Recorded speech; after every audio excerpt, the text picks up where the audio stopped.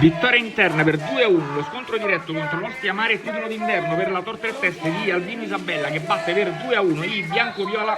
Via Candiani nello scontro diretto con 2 gol nei primi minuti di gioco, chiudendo il girone d'andata in vetta alla classifica. Prima azione da gol da parte dei bianco-viola, poi i rossoblù accelerano e si portano praticamente subito in vantaggio, cross dalla destra.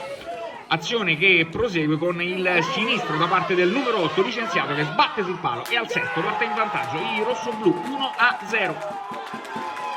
Il raddoppio arriva a stretto giro di posta, fa tutto il numero 9 dei padroni di casa che con un tocco sotto con il destro Muselli all'ottavo fa 2-0, allargando così il divario tra le due formazioni. Ostia Mare che reagisce e trova questo calcio di punizione che termina tra le braccia del portiere dei padroni di casa. Poi è ancora la nuova Tor Tre Teste a attaccare sulla fascia di destra, palla all'interno dell'area di rigore con l'estremo difensore dei biancoviola che riesce a respingere, poi azione che si spegne. Ostia Mare che accelera invece nel finale della prima frazione di gioco, prima occasione deviata in corner, poi con un cross dalla destra arriva ancora la parata da parte dell'estremo difensore dei padroni di casa con la conclusione che termina poi sulla traversa.